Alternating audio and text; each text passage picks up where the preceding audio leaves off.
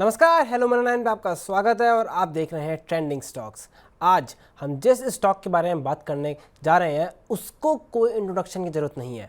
वो ऑलमोस्ट अधिकतर निवेशकों का one of the favourite stock बन चुका है और स्टॉक का नाम है इरेडा, क्योंकि उसने बहुत ही शानदार रिटर्न दिया है। जी हाँ, ग्रीन फाइनेंस यानी रिन्यूएबल एनर्जी के लिए एनबीएफसी कंपनी जो फाइनेंसिंग देती है इरेडा, उसने बहुत शानदार रिटर्न दिया है। लेकिन आज उस शेयर में गिरावट देखने को मिली है। जी हाँ, आज की अगर बात करें तो आज यानी ट्यूसडे 16 जुलाई को 5% से ज़्यादा की गिरावट देखने को मिली है। लेकिन अगर उसका वैसे थोड़ा ट्रेंड देखें तो ज़बरदस्त रिटर्न देखने में नजर आया है। पिछले 5 दिन में देखें तो 15% की तेज़ी देखने को मिली है सिर्फ पिछले 5 दिन में। उससे अगर हम अपने और लॉन्गर ड्यूरेशन का टाइम देखें तो देखें एक महीने में 55% की बहुत ही ज़बरदस्त तेज़ी के साथ कारोबार करता हुआ नजर आया है, यानी लगातार शेयर में तेज़ी देखने को मिल रही है। लेकिन अगर हम और लंबे टाइम फ्रेम में देखें इसे 6 महीने में इसने 132% का रिटर्न दिया है। उसी के साथ अगर हम एक साल की बात करें यानी और ज़्यादा लंबे समय की, तो एक साल के अंदर अंदर इसने 365% का रिटर्न दिया है। उसी के साथ कंपनी का पिछले साल नवंबर में आईपीओ आया था और आईपीओ की अगर हम बात करें, लिस्टिंग हुई थी, उसके बाद से अगर किसी ने आईपीओ पे खरीदा होता और अभी तक बने होते तो उसे 770% का रिटर्न मिला होता। तो हमने देखा शेयर बहुत दमदार है, बहुत पॉजिटिव रिस्पॉन्स मिल रहा है। लेकिन आज डिस्कस करते हैं कि आज गिरावट क्यों आई है। तो उस पर आज एक रिपोर्ट आई है इरेडा पर फिलिप कैपिटल की, और फिलिप कैपिटल की रिपोर्ट में बिकवाली की राय दी गई है। हाँ, उन्होंने अपने शेयर के लक्ष्य के टारगेट प्राइस को बढ़ाया है। पहले 110 रुपीज़ का था, लेकिन अभी कर दिया 130। लेकिन अगर शेयर प्राइस की बात करें तो शेयर प्राइस 275 के आसपास ट्रेड करता हुआ नजर आ रहा है। तो आप देख सकते हैं यहाँ से काफ़ी ज़्यादा लोअर लेवल का टारगेट बना हुआ है। लेकिन उनके बारे में अच्छी बातें बोली है। उन्होंने कहा है FY24 से 26 के बीच में जो लोन ग्रोथ है कंपनी, क्योंकि एनबीएफसी कंपनी है तो एक तरह से हम मान सकते हैं कि तब बिजनेस बढ़ेगा, तो वो 25% के एनुअल ग्रोथ रेट से बढ़ने की उम्मीद बताई जा रही है।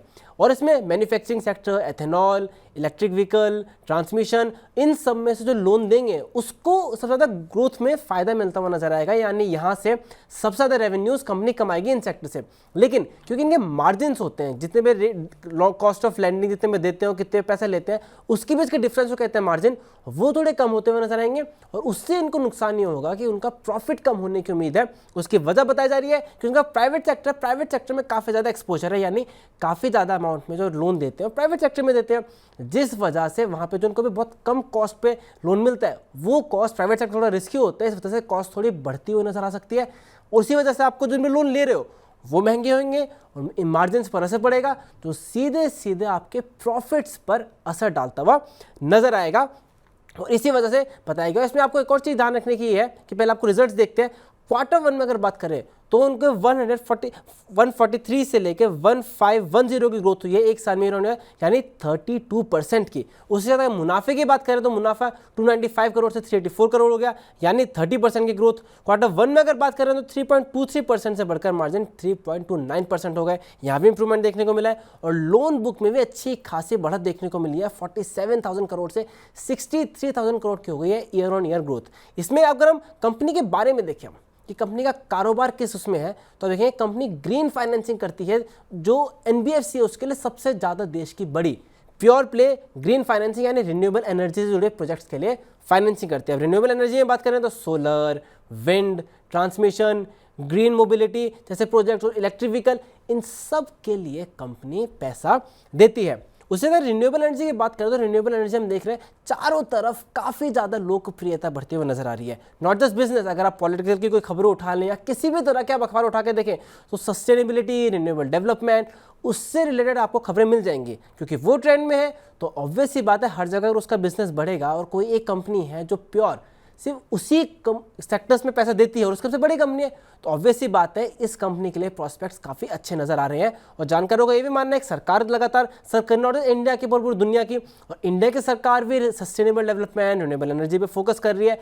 इस वजह से जो भी आने वाला बजट है उसमें भी ऐसा माना जा रहा है कि इस ग्रीन एनर्जी और रिन्यूएबल एनर्जी के लिए थोड़े PLIs भी मिलते हुए नजर आ सकते हैं और बजट में उसका कुछ प्रोत्साहन हो सकता है, यानी इसको प्रमोट करने के लिए और फंडिंग दी जा सकती है। अब क्या होगा कैसे होगा वो देखने वाली बात रहेगी, लेकिन आप पूरा फैक्टर देखें तो इसके लिए काफ़ी अच्छा नजर आ रहा है। लेकिन फिर आप बात करें कि शेयर में गिरा क्यों है और जो ब्रोकरेज उसने सेल की राय क्यों दिया, क्योंकि सिंपल सी बात है, आप अगर कुछ भी अच्छी खबर आए या बुरा प्रोस्पेक्ट है वो अल्टीमेटली आपके प्रॉफिट में रिफ्लेक्ट हो गया, तो अभी है या फिर जो आपका फ्यूचर में आने वाला प्रॉफिट है, तो अल्टीमेटली मिलाकर तो एक प्राइस बनेगा।